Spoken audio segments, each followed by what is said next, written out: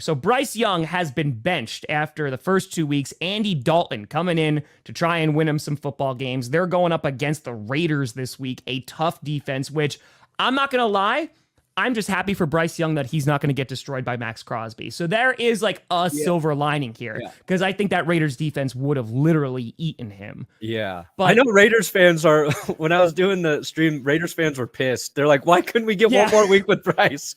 Yeah, like, we're not really scared of Andy, but, you know. This is a trap game? No, I get it. I totally get it. I know you are not feeling this move. There's a lot going about Carolina. I think even though the Giants are very bad, I think the Panthers are far and away the worst team in football. I mean, it's only week now 3, but they put up a god-awful performance week 1. They didn't do anything against the Chargers week 2.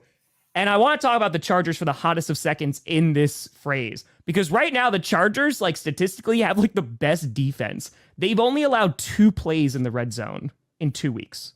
Nice. And it was against the Raiders offense, and then it was against the Panthers offense. Yeah. So maybe the Chargers defense is really good, but it also speaks to how bad the Panthers offense also is. Yeah. So I get wanting to make a change to try and like spark thing. We talk about Canales and the hiring of that and how that could be good for Bryce Young and, you know, have a QB whisperer back there. But it just seems that even though things are going really poorly, a change at quarterback is not going to substantially change things. I think it gives them a better chance to win, but I don't even know if that is it's going to sound weird. I don't even know if that's the goal of the Panthers right now, or if it should be. It should be, hey, can we make this work with Bryce Young? And if not, then we move on from him next year. But what are your thoughts, Perna? I think Bryce Young should be stripped of his citizenship. Okay. When a number 1 overall draft pick underperforms, kick him out of the country. And I think Brett Favre would agree with me if you've been following him on Twitter. Former Vikings QB Brett Favre? Yeah. Okay. His alma mater? That's super dope. That's super cool. No, I think this is ultimately going to be a good thing for Bryce. Okay. I think Bryce is a quarterback who, through these first 2 weeks, looks like a man who just has no confidence in himself. He's missing layups. Like, that's when you can forgive a lot of things, but when you're free from pressure, you got time to throw it, and you got a guy, and you either don't see a guy or you just overthrow him. You're like, what's going on here? And I think for Bryce, it's about getting his confidence back. And I don't think that's going to happen by continuing to play right now. I think Dave Canales ultimately made a decision for the team, right? And we talk so much about like playing quarterbacks, like why you bench one guy or why you start another guy over another. And like, it's week 2. And if Canales wants to keep that locker room, he's got to have somebody out there on the field who's going to give him a chance to win. And I think the players are going to respect that without being like spiteful towards Bryce Young, right? It's like, look, he's just not ready right now. We think Andy Dalton, who's got a ton of experience, can help us win. If you continue to just play really bad football with a young quarterback, it's hard on an entire locker room. So I think that's a big reason also why Dave is doing it versus like, oh, let's incubate Bryce for a while. Let's help him get right. It's like, no, we got to fucking keep this locker room together and try and win some games so we're not just a complete mess. What I don't understand is why with a rookie quarterback, when you bring in a new coach, you have a whole new system, why they didn't play at all in the preseason. Maybe you could have worked through some of this shit in the preseason. Maybe Bryce could have built a little bit of confidence by executing your scheme and getting comfortable when the competition wasn't as good, right? We like, at the very least, Panthers fans maybe could have got excited about him like I did with Bo Nix and then be gently let down once the season starts. But I think those reps could have been valuable to Bryce. I don't know. I don't want to be like the person saying like he's done forever. It's so hard to gauge once a guy has time to reset, learn those things, and then come out and try again when you're a little more mentally prepared. And like we can't gauge that with Bryce. We don't know where he's at. mentally in his head state, right? We can talk about what he does on the field, how like certain things look. And now he's getting compared to, Jamarcus Russell, right?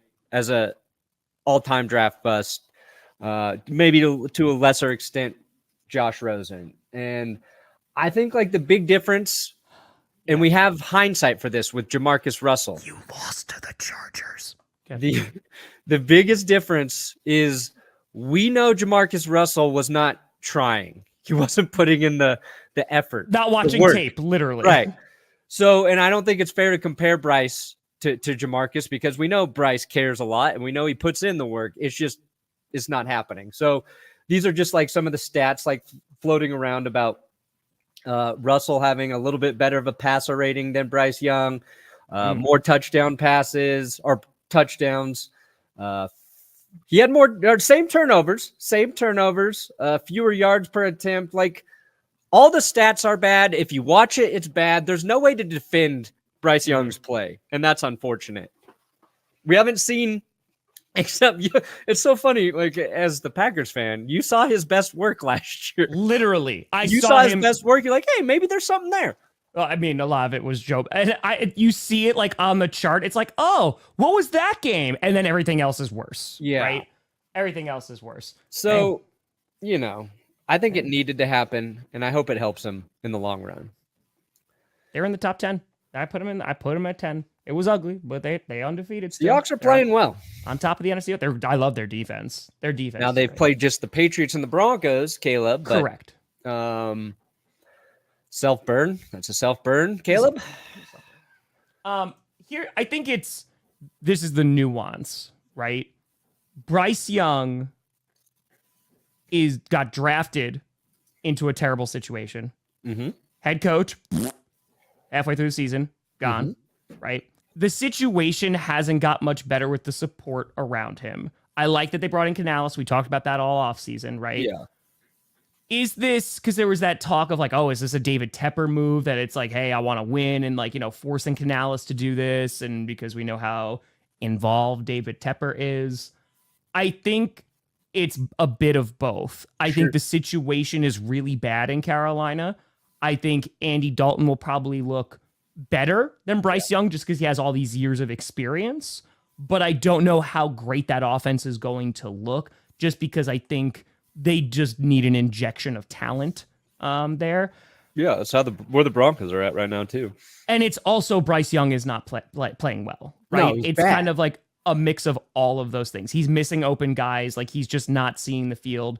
And you got to hope that, maybe he sits and he was able to learn a little bit more.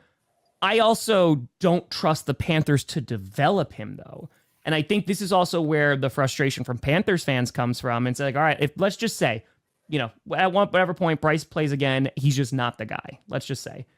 If they have the number 1 overall draft pick next year and they go quarterback, does anybody trust that quarterback's going to be able to succeed more than Bryce Young? Maybe they'll have more talent. Maybe like they'll be able to do more things and hide some more of the issues. But I just don't trust the organization right now. And I think that's where I'm at. If they're in the spot where if they and I don't even know if he'll go number 1 now because CU's been a mess. But if it's like Shedeur Sanders, and they want Shedeur Sanders, Dion's going to tell him no. Be like, you don't. Yeah, Dion's gonna be like, absolutely not. It isn't. He's not playing here. That's how bad they are right now.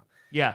And the stat I saw that's like just soul crushing is Bryce Young this season being 1 of 20 on third down. Like that's tough. That's bad, man. That's bad. And like that's that old cliche. Like quarterbacks make their money on third down.